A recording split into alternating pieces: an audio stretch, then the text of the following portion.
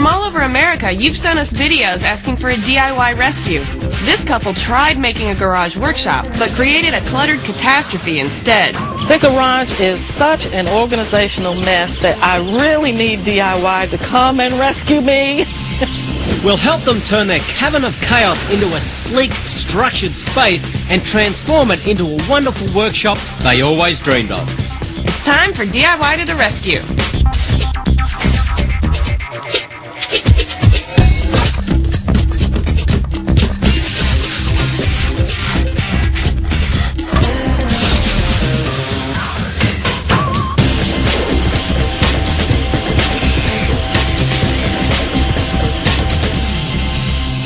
Welcome to DIY to the Rescue. I'm Amy Devers. And hi, I'm Carl Champley.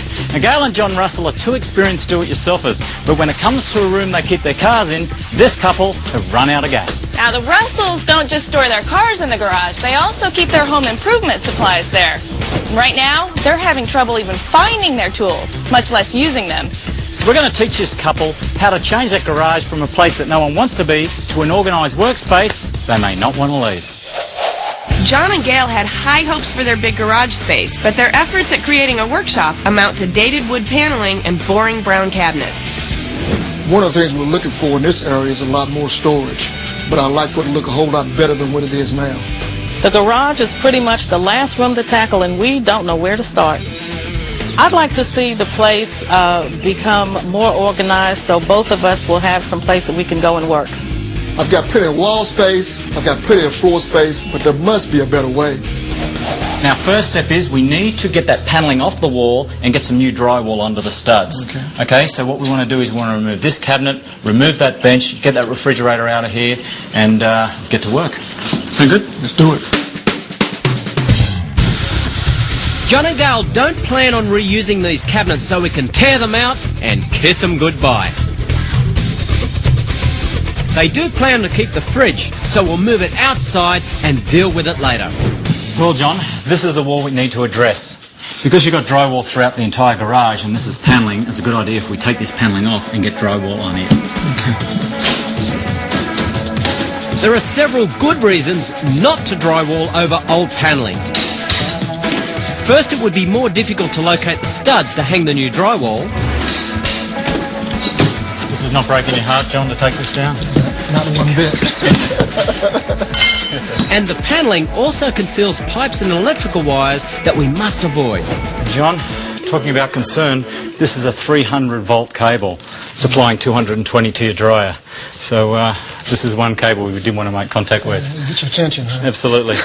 All right. Now, before we put our drywall on, we actually want to go around and remove all these nails and get it prepared for the drywall. Okay? So just the claw of the hammer will be fine for that. Some of the smaller nails can be hammered flat into the studs. The idea is to prepare a fairly smooth surface to mount the new drywall. John? Yeah. Is this your laundry? Afraid so, Carl. Afraid so. It's one of my finer things. We shouldn't really be seeing it from in here. Okay, we'll poke that in and deal with that later.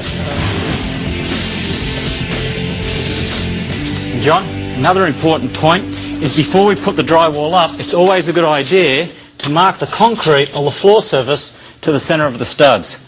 Because when we put the sheet of drywall up, we're not going to know where these are. Exactly. So let's just go along each stud and just mark the centre. Okay. We could use a stud finder to locate the studs for hanging the drywall, but in this case, doing it by hand is actually more efficient.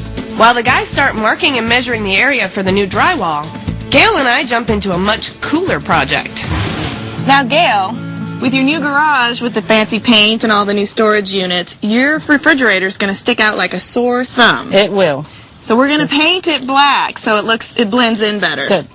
We're going to use an appliance epoxy, which is going to stick right to the surface. Hold it 12 to 16 inches out, and the trick is a nice, even spray pattern. Making care not to linger in one area too long, or else you'll get drips. This type of epoxy paint doesn't require a primer. The metal trim is masked off with painter's tape ahead of time to keep it clean. It's important to keep the fridge unplugged while working so the fumes and paint don't get sucked into the vent. Well, up next, we're going to teach you Russells how to install new drywall, and then the fun really begins, because later on we're going to be outfitting that garage with a space-age storage system that'll give them all the space they need. When DIY to the rescue returns. Is your garage a goner? Send us your video. To find out how, log on to DIY Network, then click on Beyond DIY.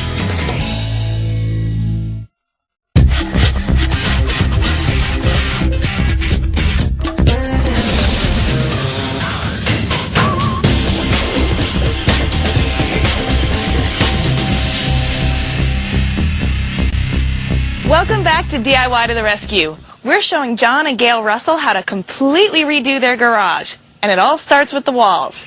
We've already got the old paneling out. Now it's time to put the new drywall in. Back to work.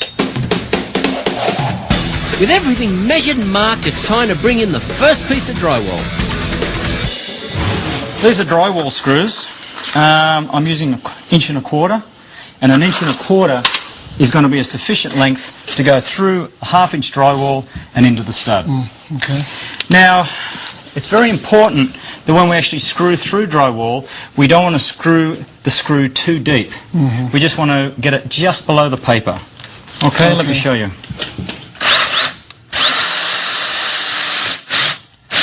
Just below the paper like that. Because if you go too far below the paper, you lose the actual strength of the screw holding the drywall on the wall. Okay. Okay? And John, if we use a level to plumb these lines up, we'll know exactly where the centre of the stud is.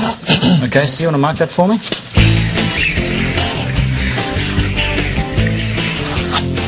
Perfect. Okay, that's all we need.